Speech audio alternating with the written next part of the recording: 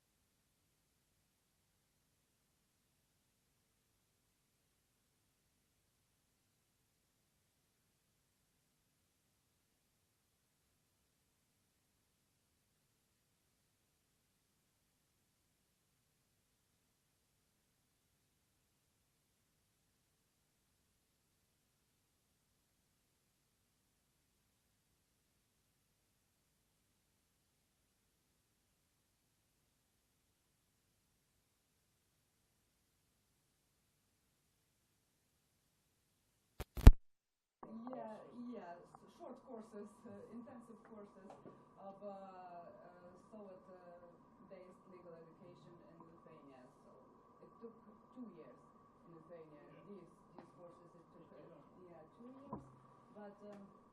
but the education system was so poor. They struggled with collecting people in these schools because nobody wanted that. Nobody wanted to be a judge, and I found. Sounds like modern Russian electoral. Okay, because I found a very interesting fact that some people who were elected to be a judge, for example, in People's Court, they were just reading the sentences and crying literally by reading the sentences because they were not judges, they were not educated, and they were taken from their lives. For example, someone was a farmer, someone was a smith, and he had to sentence people, so they cried in the courts while reading the sentence. So it was something. Did they cry of remorse or of, because just they felt compassion for the sentenced people. On this issue of education, if I may remark that in the Soviet Union, the idea of education for judges and procurators started in 1946 in a special decision of Stalin. So it makes sense that then it spread to other countries. Although after hearing the presentations, I thought maybe this idea came to Stalin's mind. I mean, after, as part of the general regulation of because there were a lot of complaints about that nobody could understand. The Ukrainians don't understand Soviet law, what to do, so they complained. But the result of this process actually bore fruit only in the 1950s, and then it seems to us that under Okay, yes, please. I've got two questions, one for Nicole and one for Milos and Jakub. First one for Nicole, I was just trying to understand why, you told us about the separation in property, why did the authorities not go the full way and have also the building as socialized property? So why, I was just trying to understand what's behind the separation. Is it a compromise to the old, how it was done previously, or is it part of the ideology? So what are the reasons, or what do you think are the reasons? And then the second question to the two of you, Milos, I think you stated in your conclusion that the core law of obligations mainly remained untouched in contrast to labor law, etc. And is that different to what you said from your perspective? Because you told us how much also the core subjects of law obligations changed by introducing general clauses. And do you see a difference there between your two experience, or do you also, Milos, admit that in your perspective also general clauses touched onto core ideas of law of contracts and law of obligations?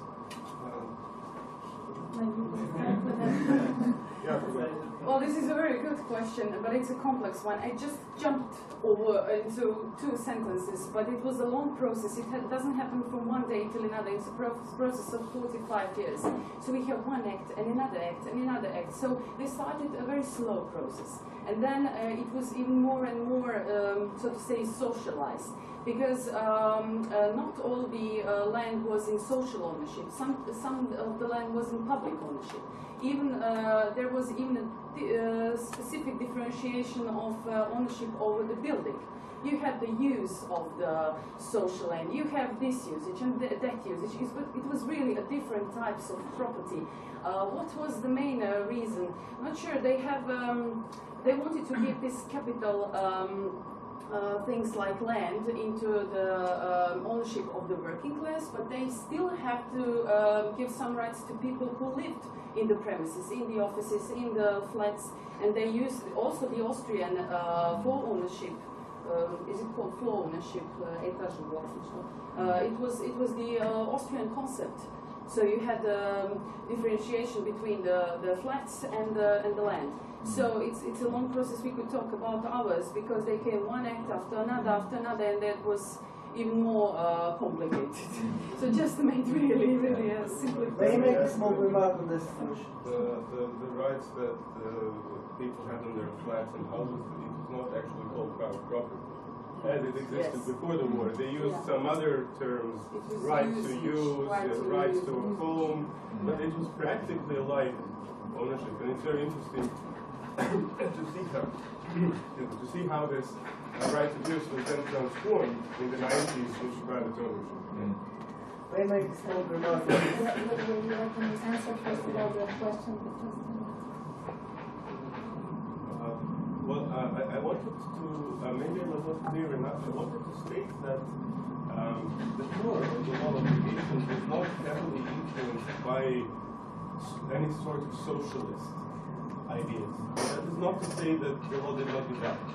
there were developments, but they were mostly actually in line with the developments in Western law, in capitalist Western law. So, like the example of the introduction of strict liability, that was a very important addition to the previous law obligations, but it was not. I believe that it was not crucially influenced by socialist ideals, but it was a natural development that was completely in line with the legal theory of that time. So, but of course,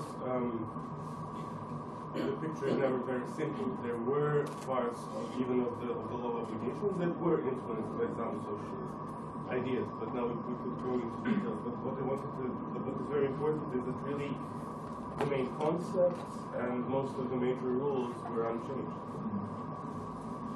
So that's something from the Polish perspective.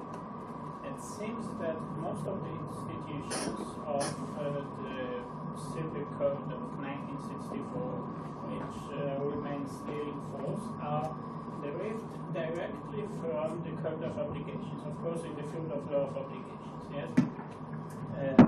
So the roots of particular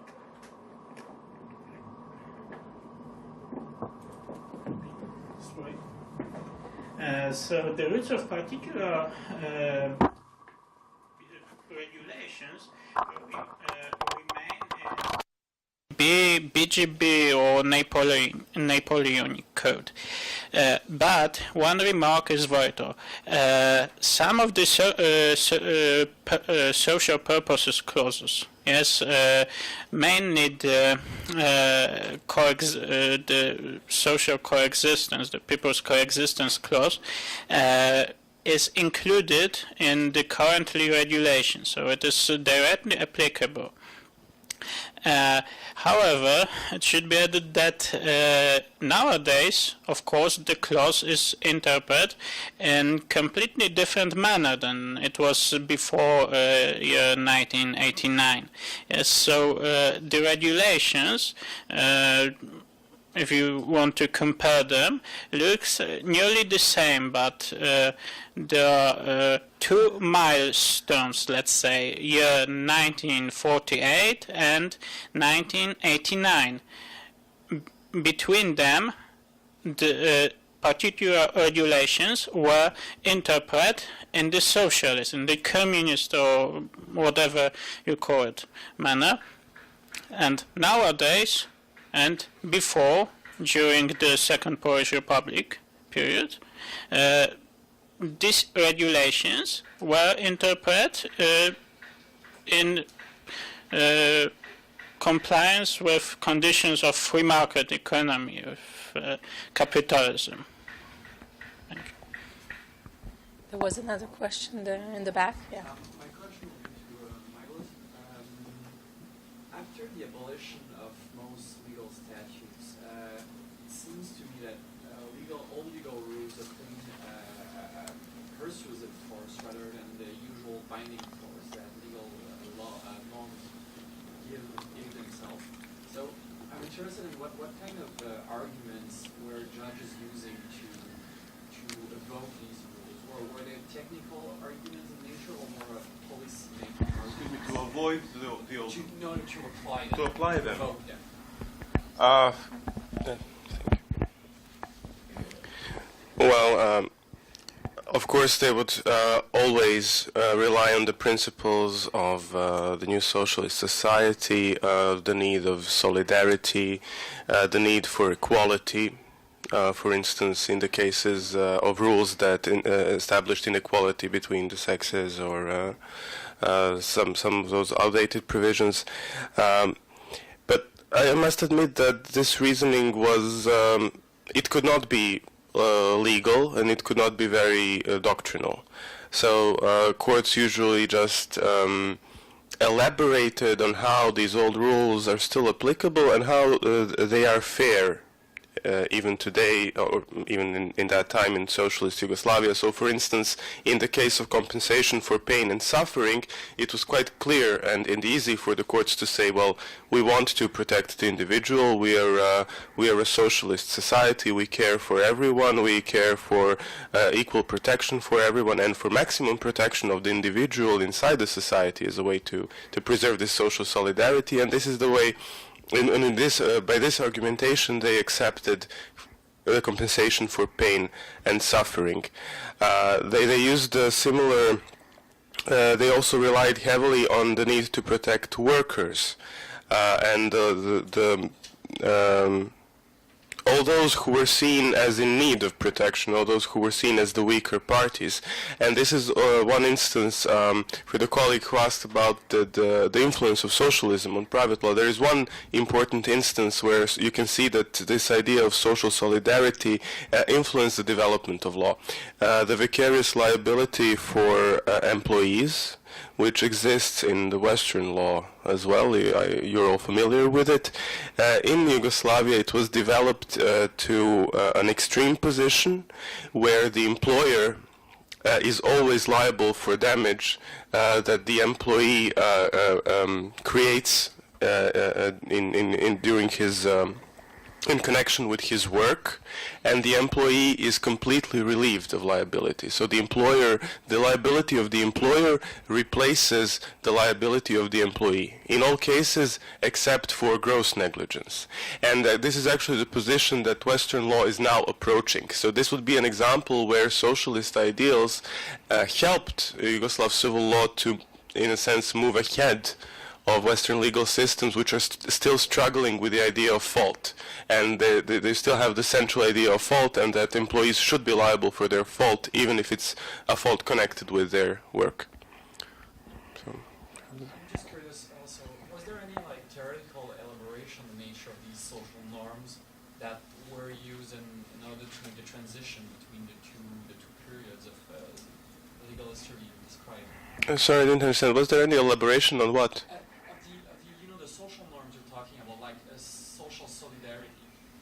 These norms were used in order to solve the problem of the absence of a complete corpus of legal norms. So was there any theoretical elaboration about the nature of these norms in the transition period? Were they strictly social, or were they legal in nature? And was there any discussion about it? I think that, no, I'm sure that in court practice there weren't any careful deliberations of that kind. I'm certain that the courts did not go into those questions of what is solidarity and what is the nature of the rule that we are applying. They were just trying to justify their reliance on old rules.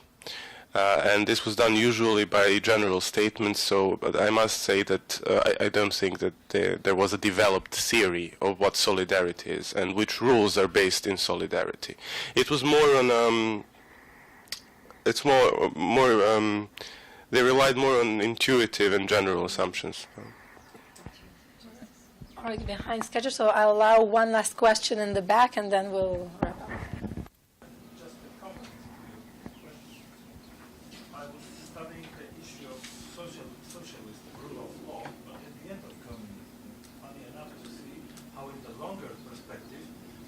Slogans serve for something completely different, and it's fascinating to see that, for example, we were